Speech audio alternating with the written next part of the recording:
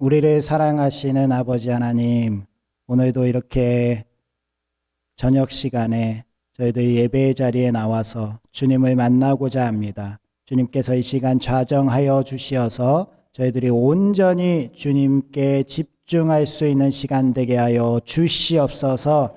세상을 살아가면서 저희들 많이 찌들었던 그러한 마음들을 다 내려놓게 하여 주시옵시고, 근심과 걱정도 다 내려놓게 하여 주시옵시고, 이 시간 온전히 하나님께만 영광을 올려드리고 하나님께서 저희들을 사랑하시는 귀한 은혜가 임하는 시간 되게 하여 주시옵소서. 특별히 저희들 기도의 제목들이 있어서 주님 이 자리에 나왔습니다. 주님, 저희들 삶 가운데 하늘의 평안과 이 땅에서의 기쁨이 충만할 수 있도록 저희들의 기도 제목들 가운데 빠른 응답을 주시옵시고, 주님을 사랑하면서 주님께 영광 올려드리는 저희들 되게 하여 주시옵소서. 오늘도 이렇게 주님의 전에 나온 저희들 가운데 나오고 싶어도 나오지 못한 분들도 있습니다. 어느 곳에 있든지 이 예배 자리를 사모하게 하여 주시옵시고, 온라인으로 예배에 참여하시는 모든 성도님들도 경건한 마음으로 예배에 참여하여서 하나님께 집중하고 하나님의 사랑을 깨닫는 귀한 시간 되게 하여 주시옵소서. 예수님의 이름으로 기도하오며 사도신경으로 우리의 신앙을 고백합니다. 나는 전능하신 아버지 하나님 천지의 창조주를 믿습니다. 나는 그의 유일하신 아들 우리 주 예수 그리스도를 믿습니다. 그는 성령으로 잉태되어 동정녀 마리아에게서 나시고 본디오 빌라도에게 고난을 받아 십자가에 못 박혀 죽으시고 장사된 지 사흘 만에 죽은 자 가운데서 다시 살아나셨으며 하늘에 오르시어 전능하신 아버지 하나님 우편에 앉아 계시다가 거기로부터 살아있는 자와 죽은 자를 심판하러 오십니다. 나는 성령을 믿으며 거룩한 공교회와 성도의 교제와 죄를 용서받는 것과 몸의 부활과 영생을 믿습니다. 아멘. 찬송가 309장 하시겠습니다.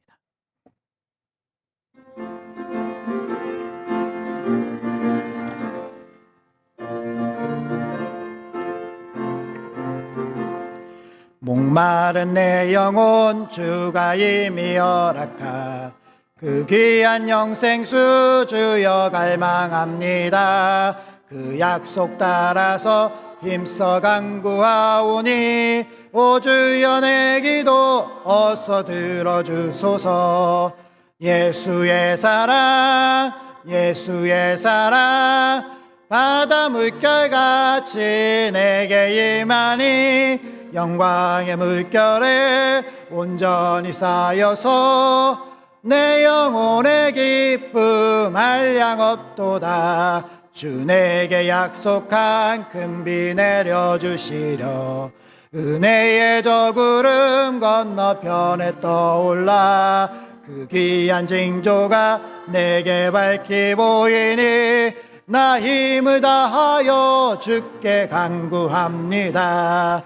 예수의 사랑 예수의 사랑 바다 물결같이 내게 임하니 영광의 물결에 온전히 쌓여서 내 영혼의 기쁨 한량없도다.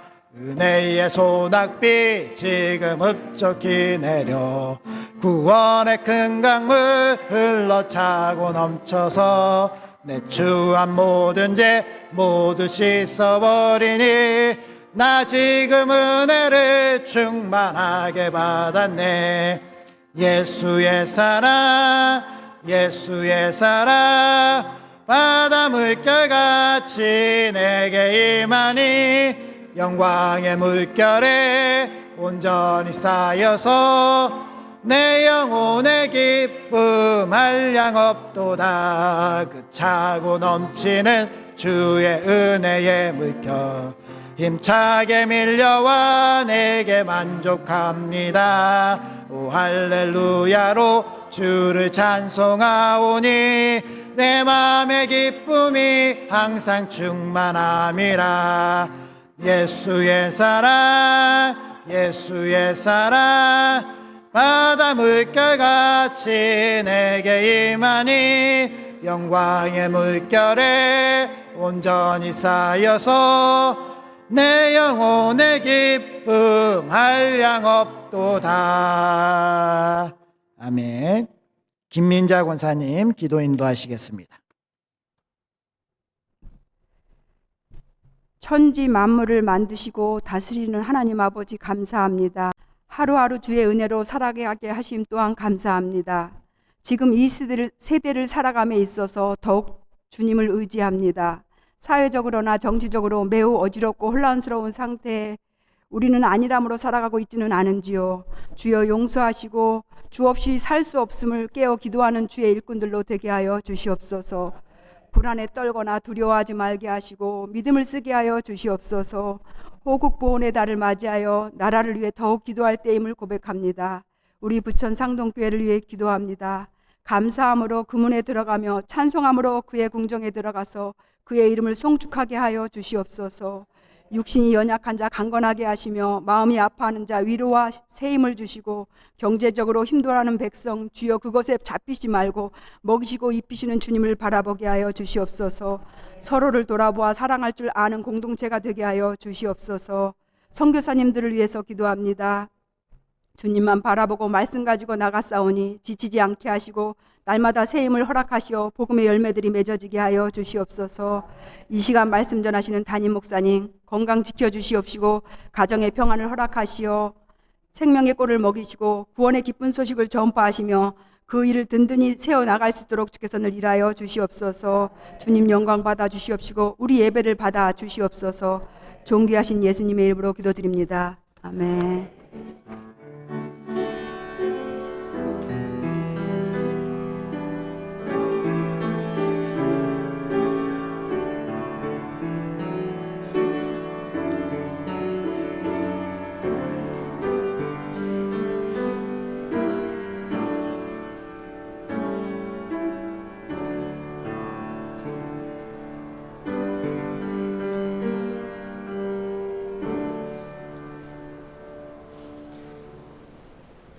오늘 우리에게 주시는 하나님의 말씀은 요한복음 5장 30절에서 47절까지 말씀입니다.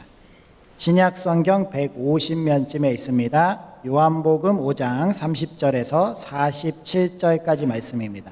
우리 한 절씩 교독하도록 하겠습니다.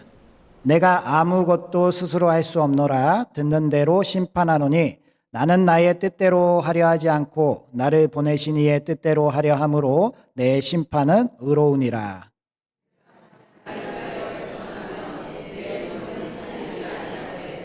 나를 위하여 증언하시는 이가 따로 있으니 나를 위하여 증언하시는 그 증언이 참인 줄 아노라.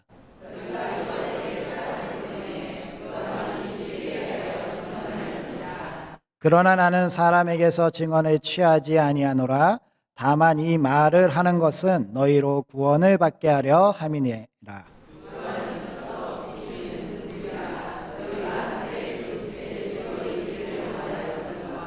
내게는 요한의 증거보다 더 큰 증거가 있으니 아버지께서 내게 주사 이루게 하시는 역사 곧 내가 하는 그 역사가 아버지께서 나를 보내신 것을 나를 위하여 증언하는 것이오.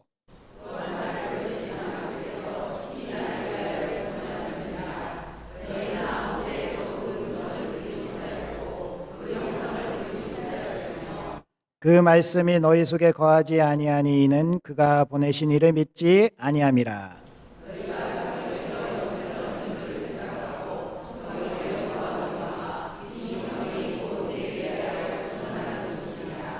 그러나 너희가 영생을 얻기 위하여 내게 오기를 원하지 아니하는도다. 다만 하나님을 사랑하는 것이 너희 속에 없음을 알았노라.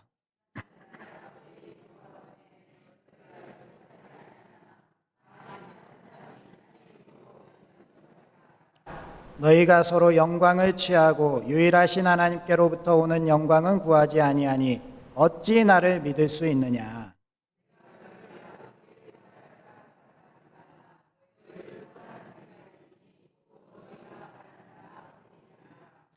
모세를 믿었더라면 또 나를 믿었으리니 이는 그가 내게 대하여 기록하였음이라. 그러나 그의 글도 믿지 아니하거든 어찌 내 말을 믿겠느냐 하시니라. 아멘. 우리 앞뒤자분들 인사하겠습니다. 하나님께서 함께 하시길 원합니다. 하나님께서 복 주시길 원합니다.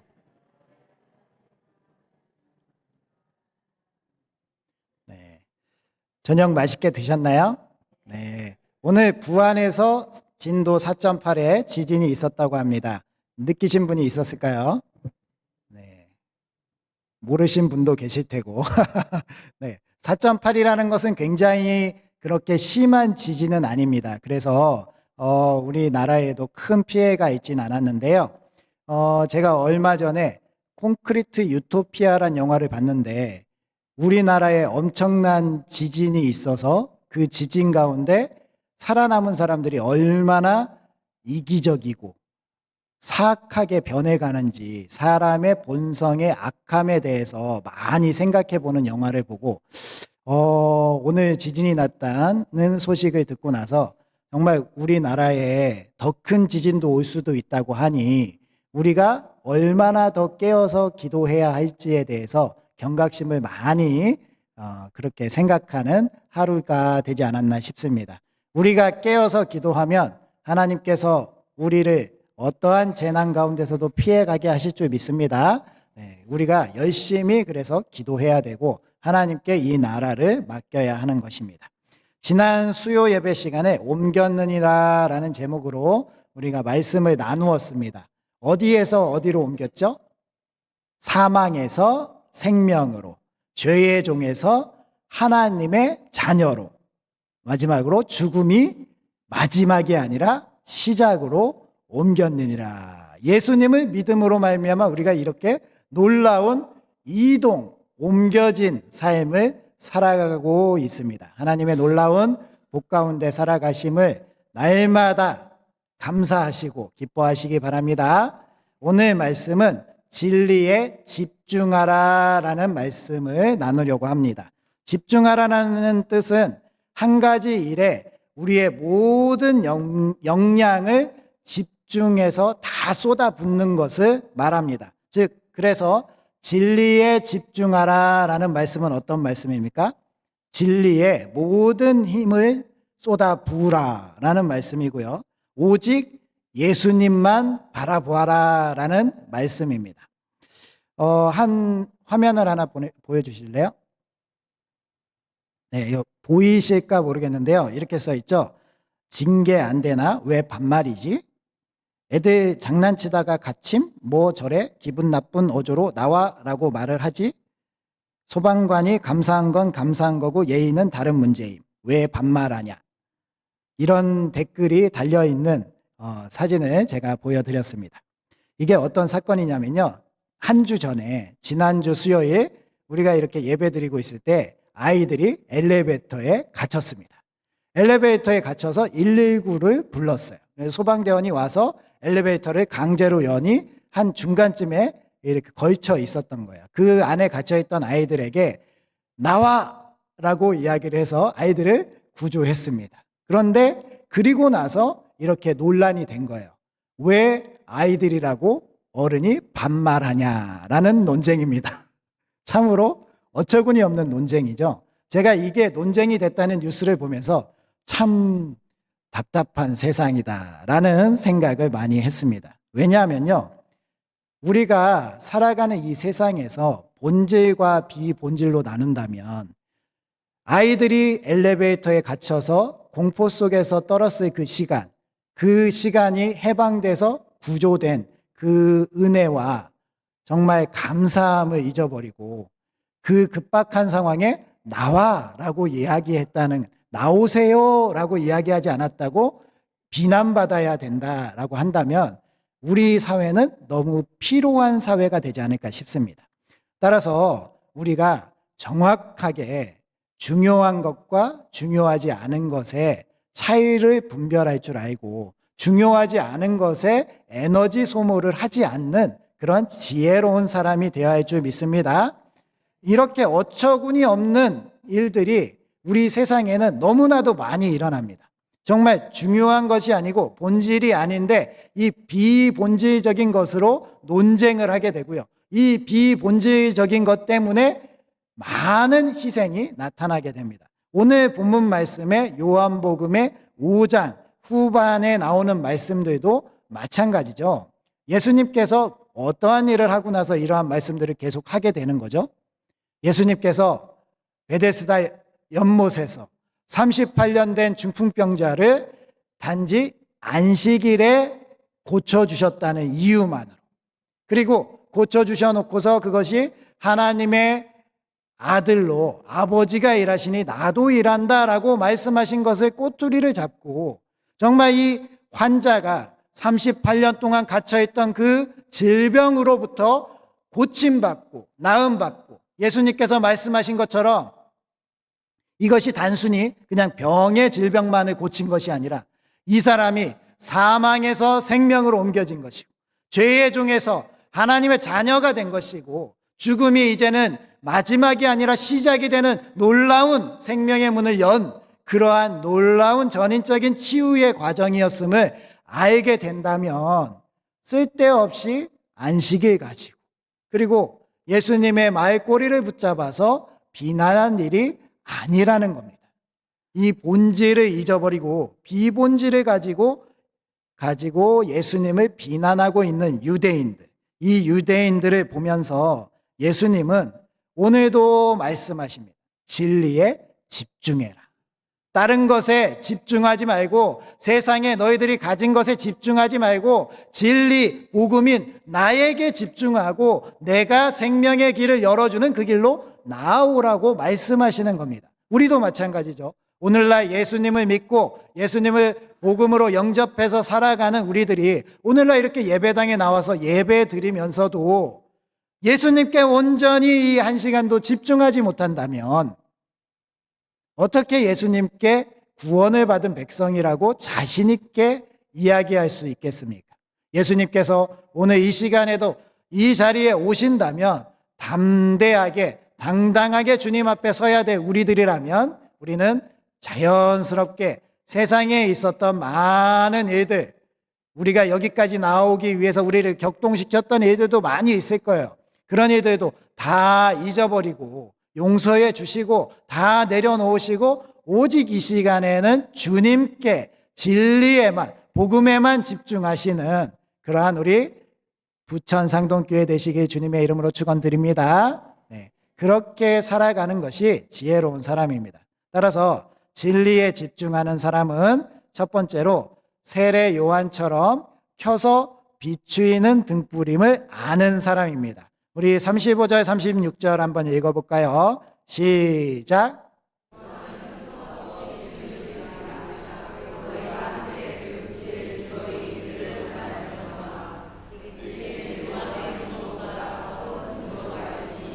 아버지께서 내게 주사 이루게 하시는 역사 곧 내가 하는 그 역사가 아버지께서 나를 보내신 것을 나를 위하여 증언하는 것이요. 아멘. 세례 요한이 예수님보다 먼저 왔죠. 6개월 먼저 와서 주의 길을 예배하는 자로 그렇게 섰습니다.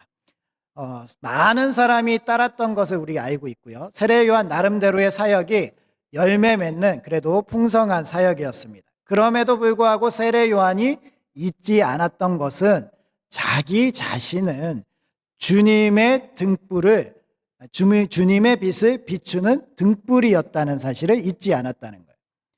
빛 자체가 아니라는 거죠.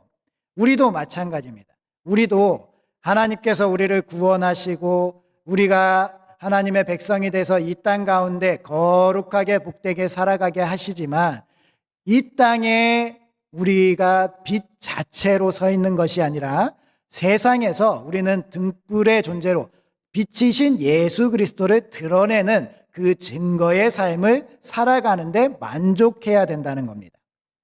이 사실을 망각하고 우리를 드러내기 시작하고 우리가 비친 것 마냥 우리가 주님의 자리를 빼앗아 갈 때 하나님은 우리를 내버려 두지 않으십니다.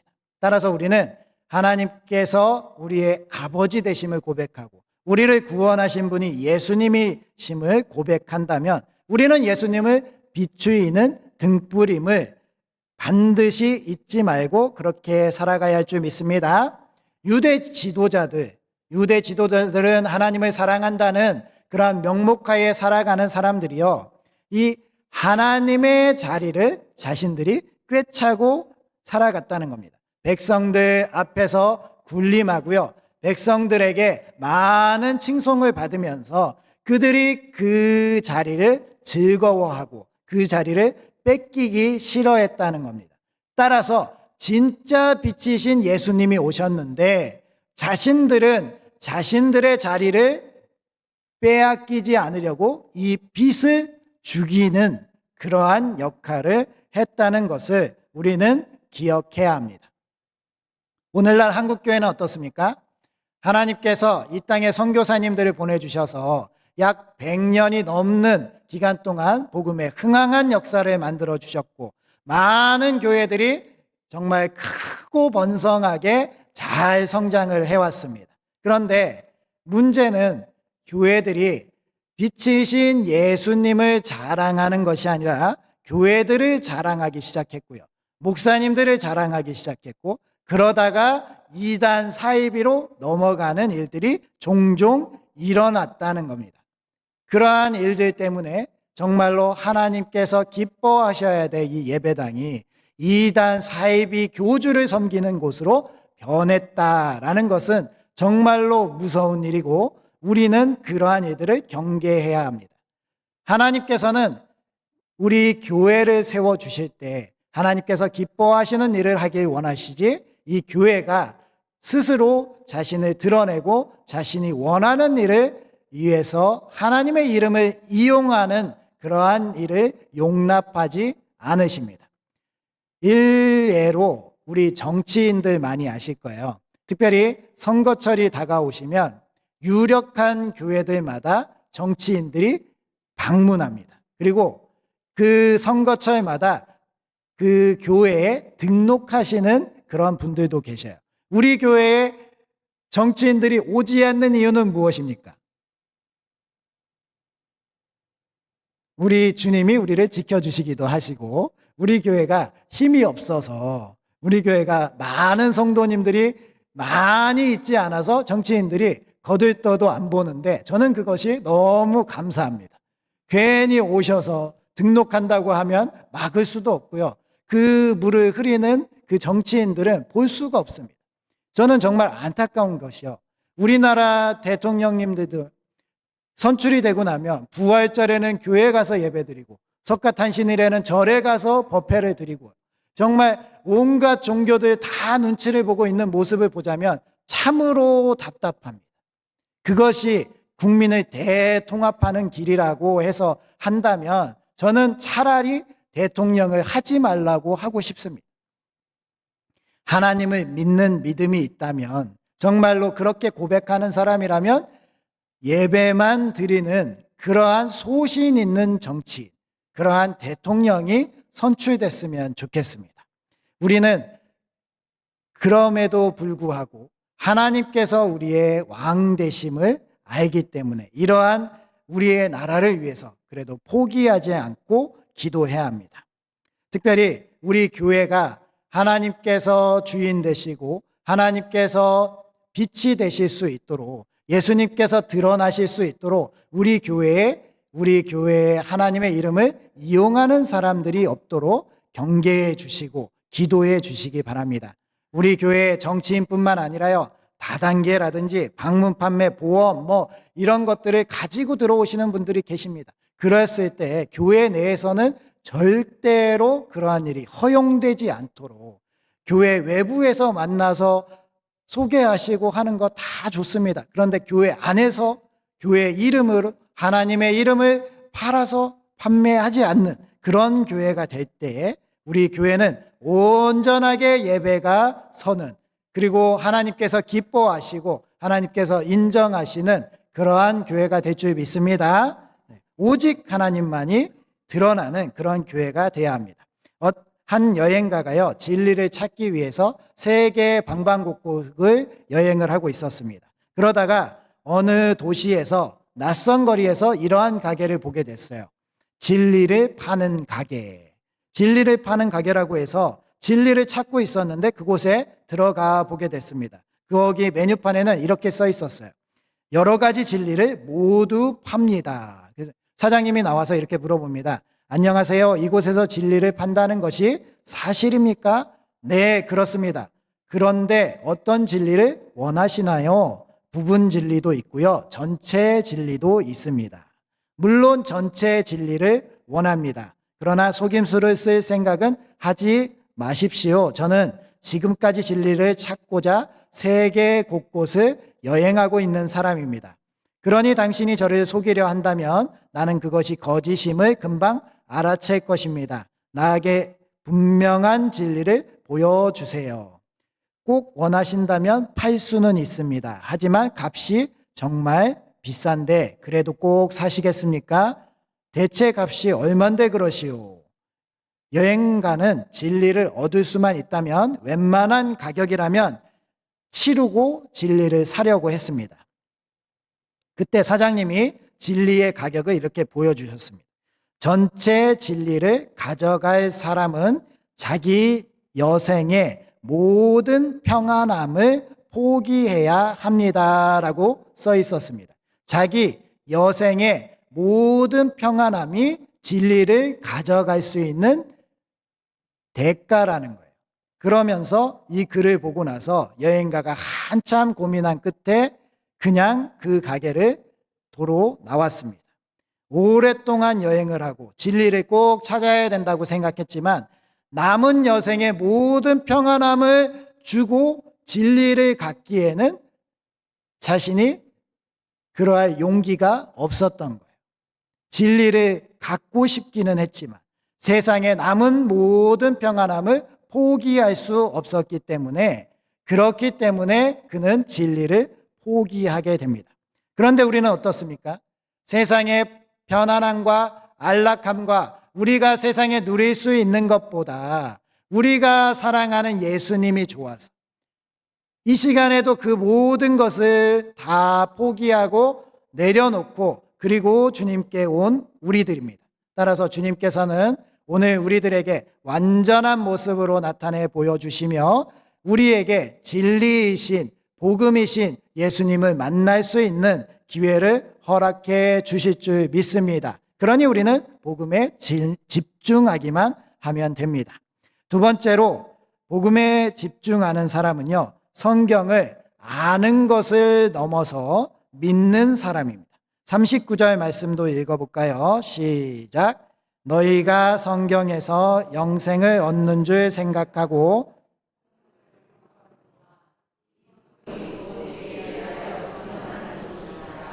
아멘.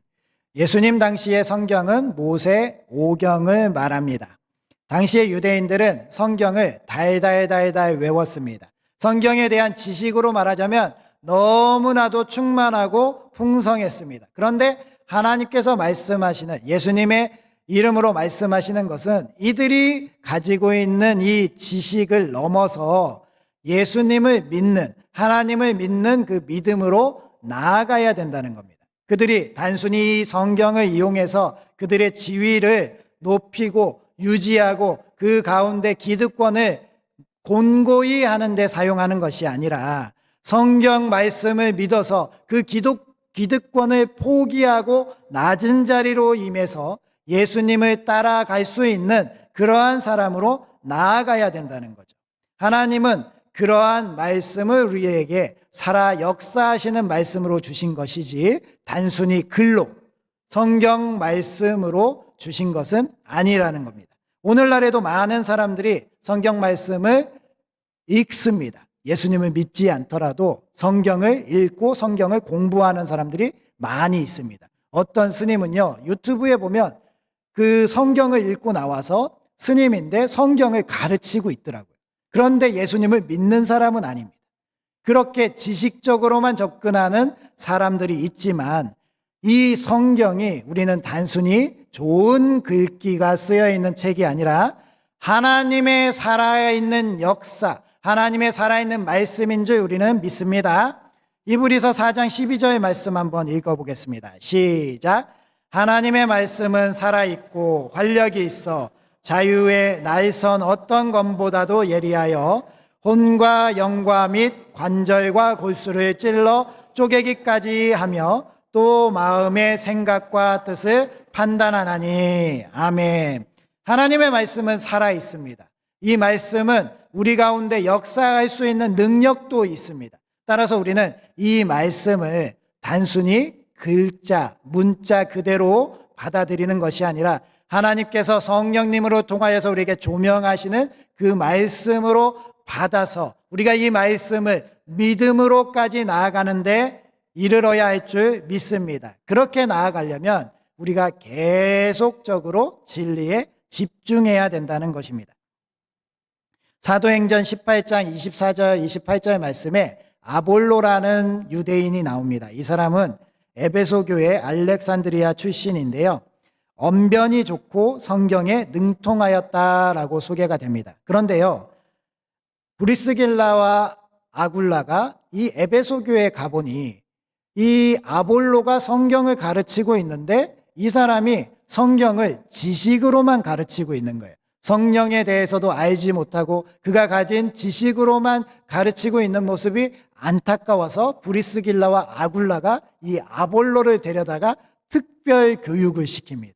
하나님의 아들이신 예수 그리스도가 어떤 분인지, 예수 그리스도께서 그 제자들에게 주신 말씀들, 그리고 사도 바울을 통하여서 세워진 이 에베소 교회가 어떤 교회인지 성령님을 만나서 우리가 이 성경 말씀을 살아 역사하시는 말씀으로 깨달아야 된다는 것을 가르쳐 주게 되고요.